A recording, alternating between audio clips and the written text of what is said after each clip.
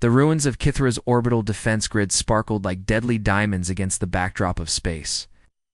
What had once been humanity's most advanced deep space monitoring station now served as a graveyard for alien technology that shouldn't exist. Fleet Admiral Yoon Hajin pressed his palm against the cool metal of the observation deck, watching debris from a civilization he'd never heard of drift past his flagship. "Admiral, you need to see this," Lieutenant Park Nari called from her station, her voice carrying that particular tone that meant everything was about to change. The young communications officer had been tracking deep space signals for 2 years, but nothing had prepared her for what was coming through the speakers now. Haejeon walked over to her station, his boots echoing in the quiet bridge.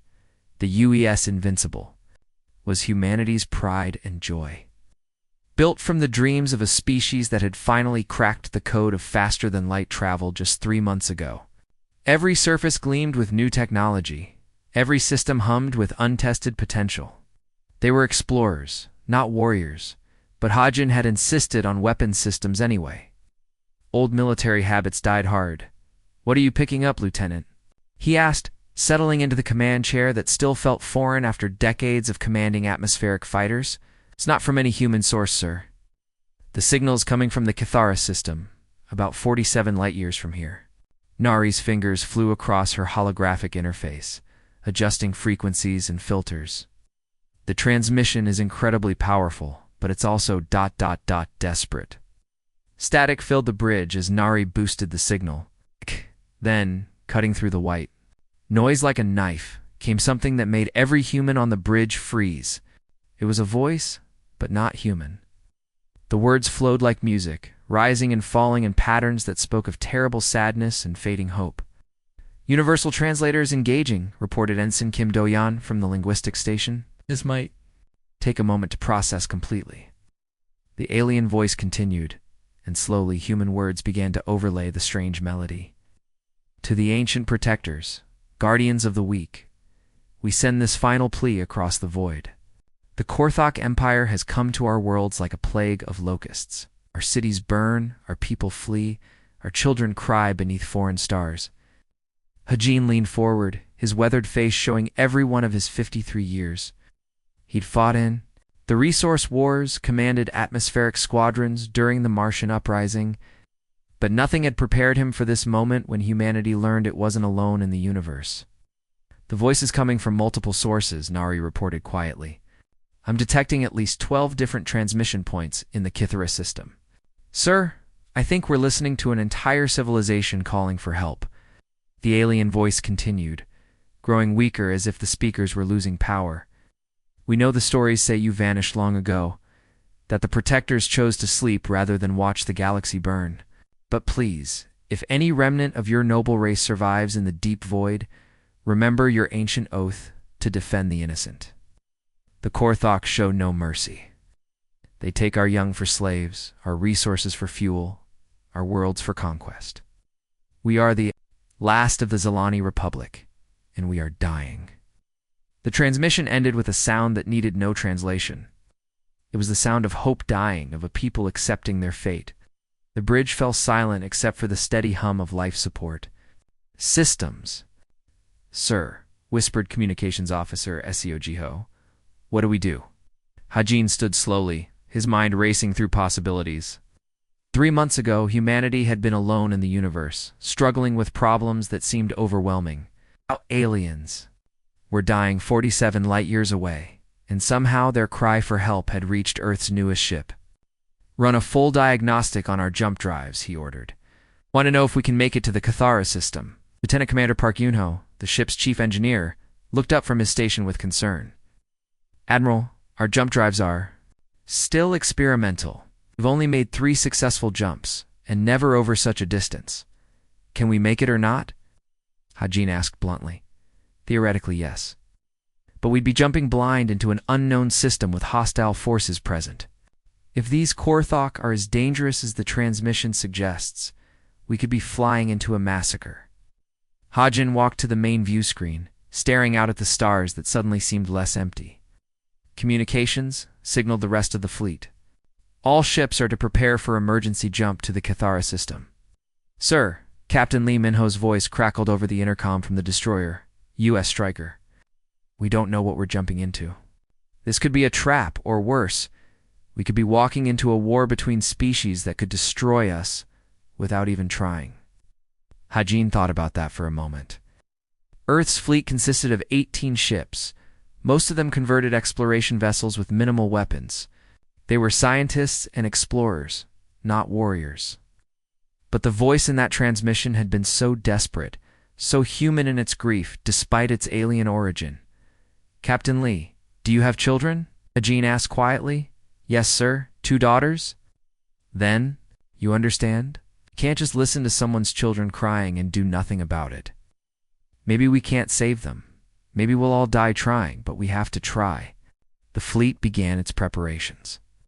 Jump drives powering up with a high-pitched whine that seemed to vibrate through the ship's hull. Hajin watched his crew work with practiced efficiency.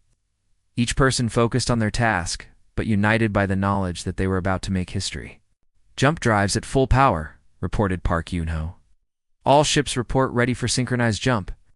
Admiral Neri said softly, I'm still picking up faint transmissions from the Kithara system. The Zilani are still broadcasting, but the signals are getting weaker. Hajin nodded grimly. And we better not keep them waiting. All ships, prepare for jump. Destination, Kithara system. Let's go answer that call for help. As humanity's first interstellar fleet engaged their untested jump drives, none of them realized they were about to spring the galaxy's biggest surprise. The Zilani had called for ancient protectors, noble guardians of peace and justice. Instead, they were about to meet a species that had turned warfare into an art form that considered impossible odds just another Tuesday. And that had a very simple philosophy when it came to bullies. Hit them back twice as hard. The jump drive's whine faded to silence as 18 human ships materialized at the edge of the Kithara system. What they found waiting for them defied every expectation. The space around the blue-green planet crawled with alien warships, their hulls gleaming like black metal serpents against the starfield. These weren't the graceful vessels humanity had imagined meeting among the stars. These ships looked like they'd been designed by someone who collected nightmares. Overlord Vexstar lounged in his command, thrown aboard the dreadnought Bone Crusher, savoring the fear that radiated from the dying planet below. His reptilian features twisted into what passed for amusement as new contacts appeared on his tactical display. The unknown ships were laughably small compared to his fleet, barely larger than his escort fighters. Tactical Officer Grimtalk, what do our sensors tell us about these insects? Vexter's voice carried the authority of someone who had never been challenged and lived to tell about it. The hunched figure at the weapons console ran clawed fingers across his instruments. Primitive construction, Overlord. Metal hulls with chemical propulsion signatures. Their largest vessel, masses only 12,000 tons. Our smallest frigate could crush it. Vexstar's laughter echoed through the bridge, a sound like grinding stone. His armor, crafted from the bones of conquered enemies, clinked as he shifted position. 17 star systems had fallen before the Korthok Empire, and each had produced new trophies for his collection. These newcomers would simply add to his growing reputation. Far below on the planet's surface, the few remaining Zilani cities burned beneath alien bombardment. But high above in orbit, aboard the refugee ship Hope's Light, Elder Zafani felt something stir in his ancient heart as he watched the new arrivals through the ship's sensors. By the eternal flame, he whispered, his blue skin pale with shock. The signal worked. Someone answered our call. His aide, a young Zilani named Kiriseth, leaned over the sensor console with growing confusion. Elder, these ships don't match. Any records in our database? They're not the protectors. Zafani studied the sensor readings with growing unease. The protectors of legend had been beings of pure energy, their ships like flowing crystal that danced through space with impossible grace. These vessels looked like they'd been hammered together in a forge, all angles and edges and barely contained violence. What are they? Kiris had asked. Before Zafani could answer, the communications system crackled to life across the entire system. Admiral Hodgins stood on the bridge of the UES Invincible, taking in the scope of what they faced. 47 enemy warships surrounded the planet like vultures. The largest dreadnoughts stretched over 2 kilometers long. Bristling with weapon emplacements that could probably crack moons, its entire fleet could probably fit inside one of their cargo bays, and were being hailed by the largest enemy vessel, reported Lieutenant Parknari, her voice steady, despite the obvious danger. "Put it on screen," Hodgin ordered. The view screen flickered. And suddenly, the bridge was filled with the image of something from humanity's darkest myths.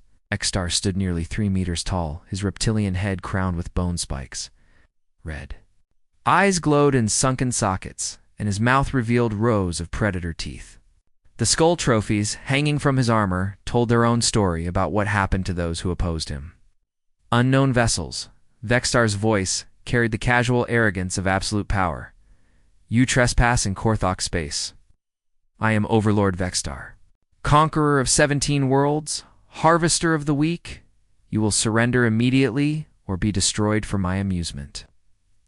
Hodgins studied the alien creature for a long moment, noting every detail. The bone armor, the trophy skulls, the casual way. Vextar discussed destroying other beings. This wasn't a soldier or even a conqueror. This was a predator who enjoyed his work. "I'm Fleet Admiral Yoon Hodgin of the United Earth Space Force," Hodgin replied, his voice carrying the flat tone he'd learned during interrogations. "You're attacking civilian populations? Stand down immediately and withdraw from this system." The silence stretched for several heartbeats before Vextar's laughter filled the channel. It was the sound of someone who had never been challenged, who saw threats as entertainment.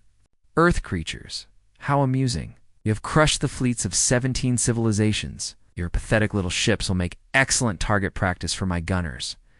Vextar gestured dismissively with one clawed hand. "Perhaps I'll keep a few of you alive as curiosities in my collection." Hodgin's expression didn't change, but every human on every ship in the fleet recognized the subtle shift in his posture. It was the same stance he'd taken before the Battle of Europa. Right before he'd turned the tide of the Martian uprising with a maneuver that military academies still taught as controlled insanity.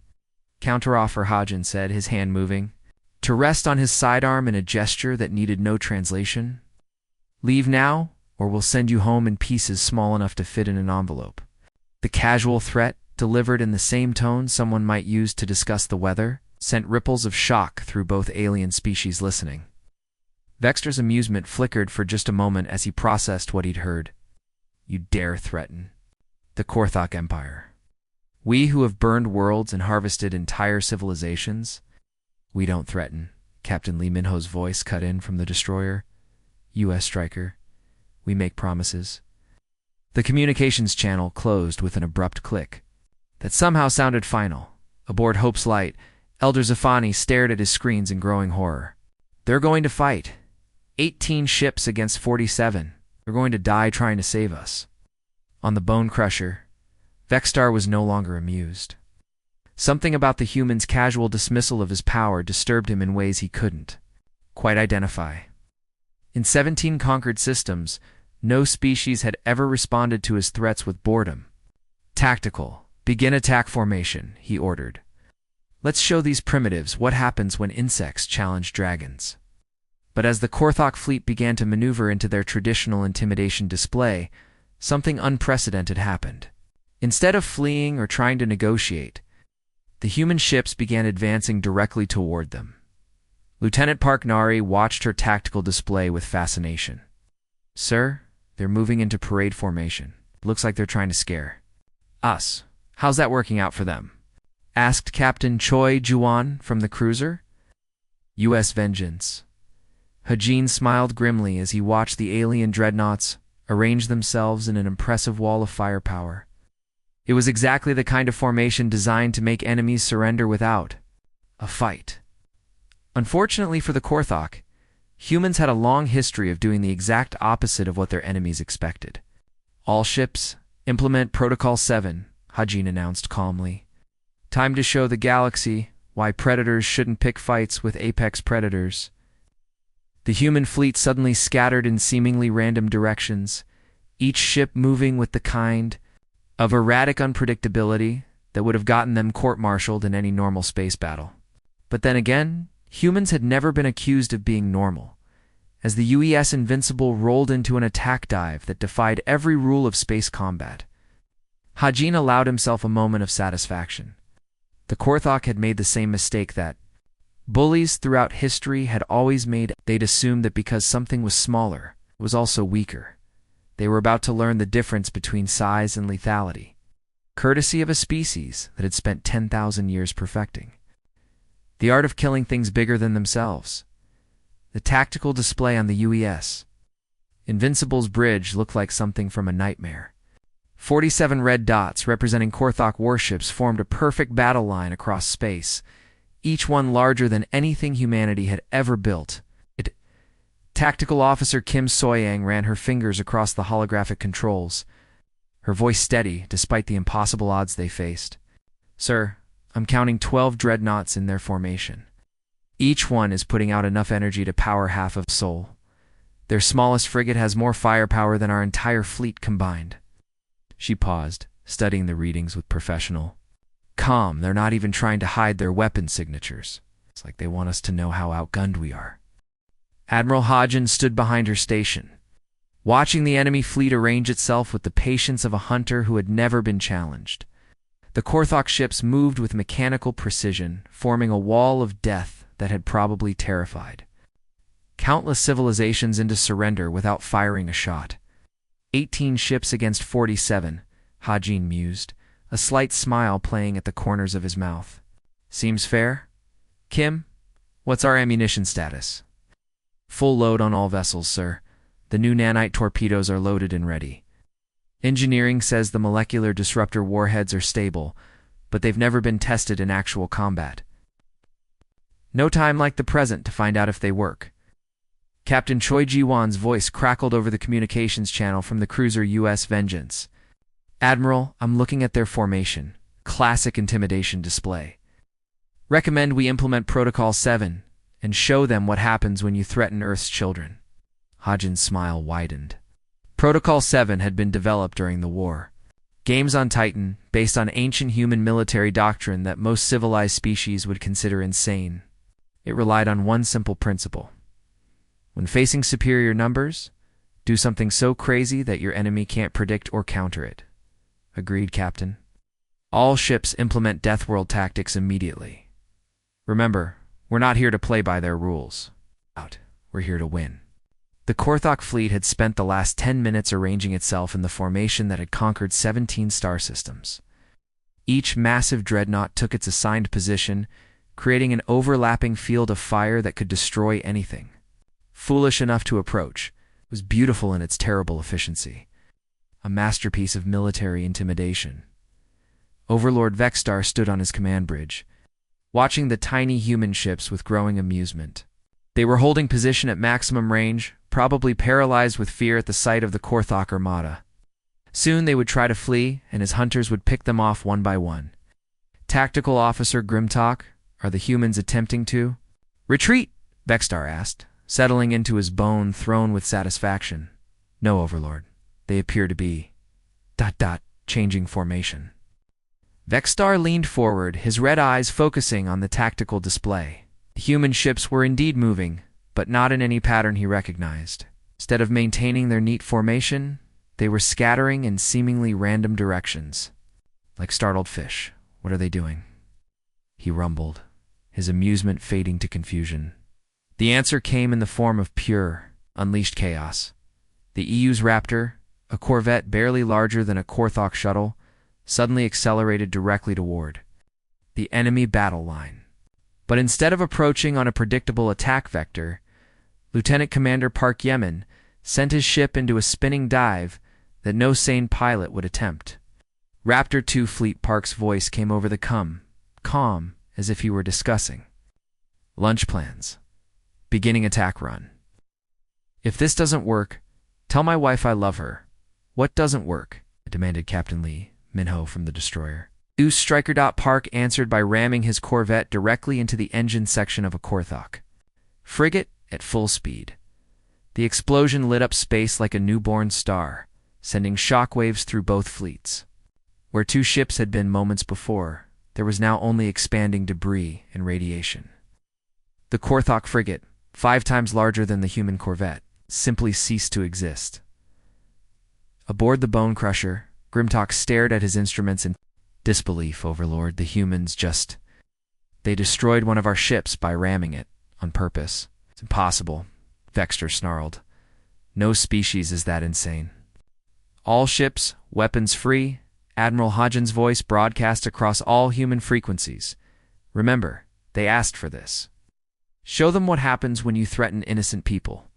What followed defied every rule of space combat that the galaxy had ever known. The human ships didn't form battle lines or attempt coordinated maneuvers. Instead, they attacked like a pack of wolves.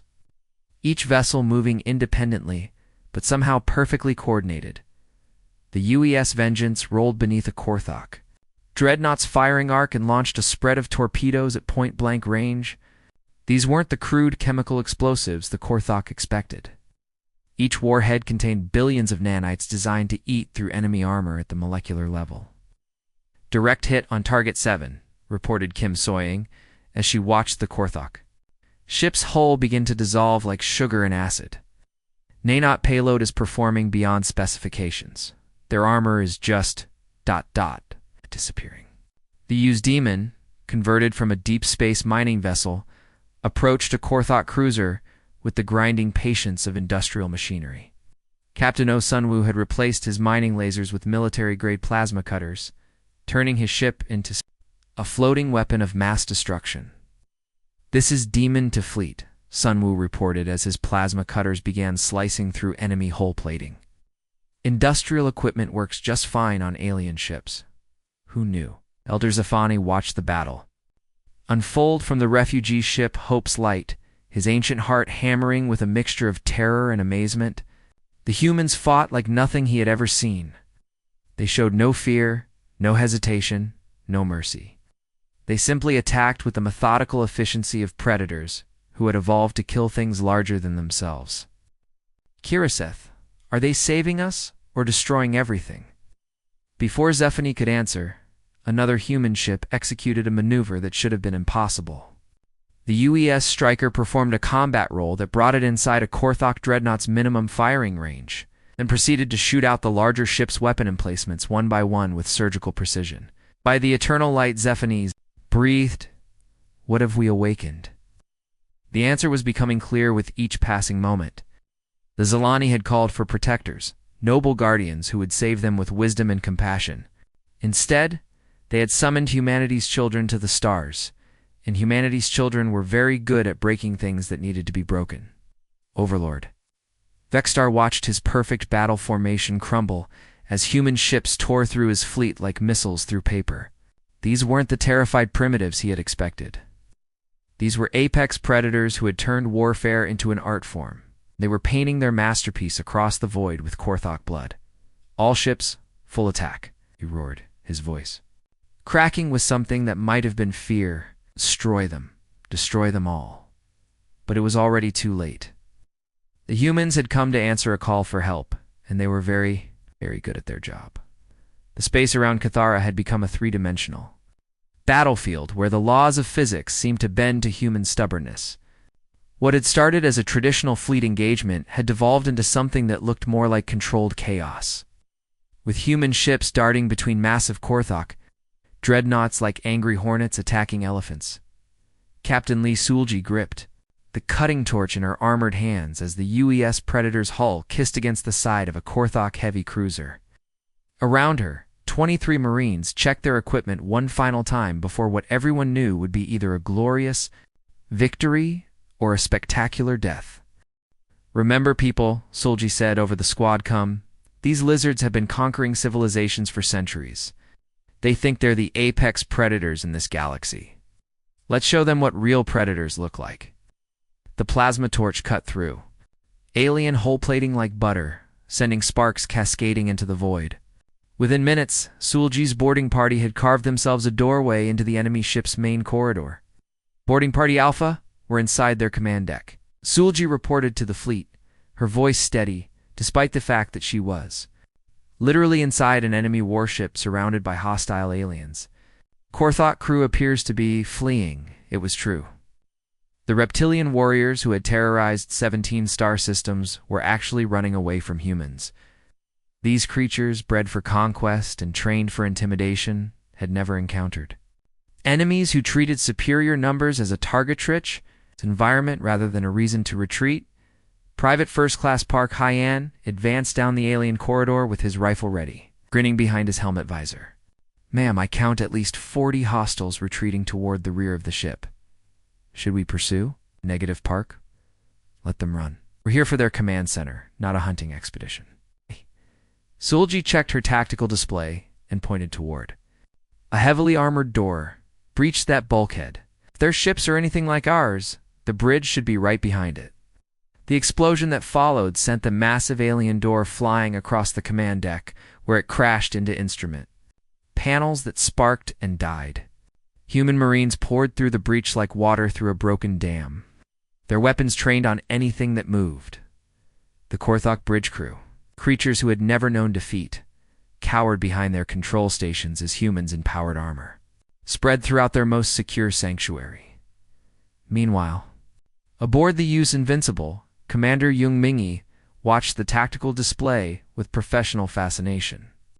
The battle was unfolding in ways that would make military historians weep with joy and terror in equal measure. "Admiral, the Korthok are trying to retreat to minimum engagement range," she reported, highlighting enemy ship movements on the holographic display. "Their entire fleet doctrine seems built around long-range intimidation. They literally don't know how to fight it close." Quarters Admiral Haji nodded as he directed another kamikaze drone toward a Korthok dreadnought. The small, unmanned vessel accelerated toward its target with single-minded determination. "Carrying enough explosives to crack a small moon? That's because every species in the galaxy apparently forgot the first rule of warfare," Hajin said calmly. "Get close enough to see the whites of their eyes. Or in this case, close enough to ram our ships down their throats." The drone struck the dreadnought's main weapon battery with pinpoint precision.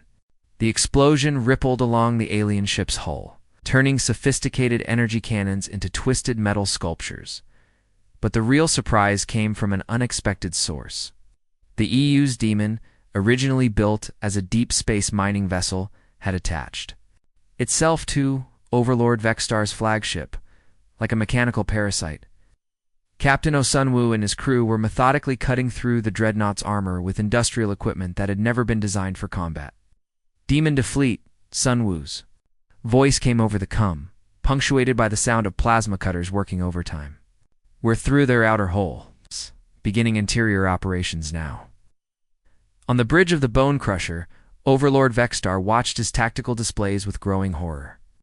Red warning lights flashed across every surface as human boarders carved their way through his ship's defenses like surgeons operating on a patient. "Impossible," he roared, his clawed hands crushing the armrests of his bone throne. "Cannot breach a dreadnought with mining tools. No species in the galaxy has ever attempted something so primitive."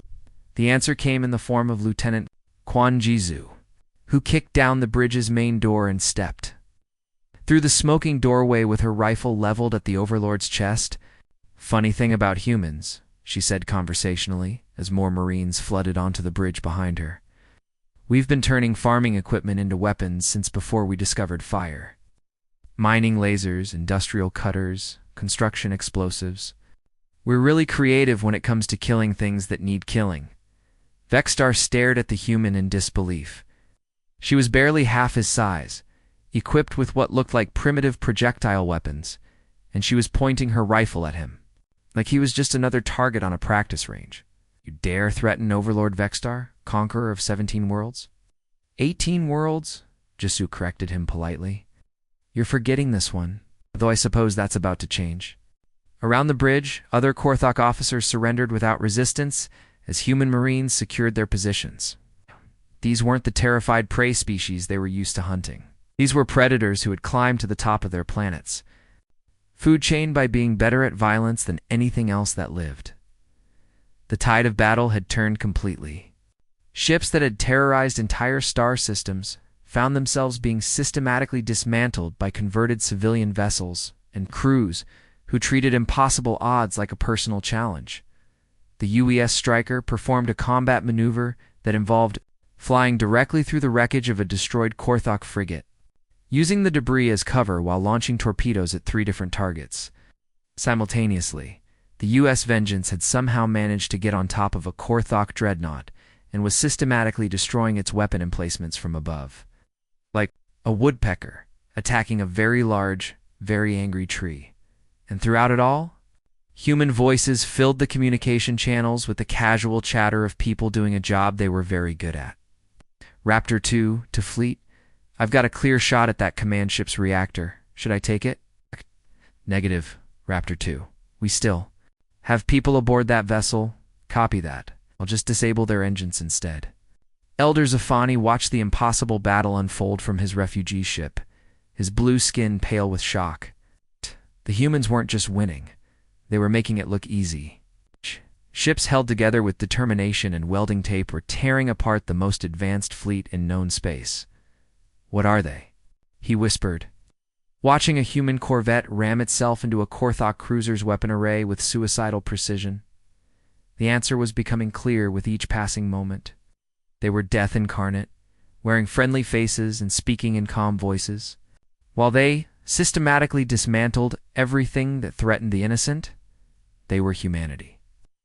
And they had come to collect on a debt the galaxy never knew it owed.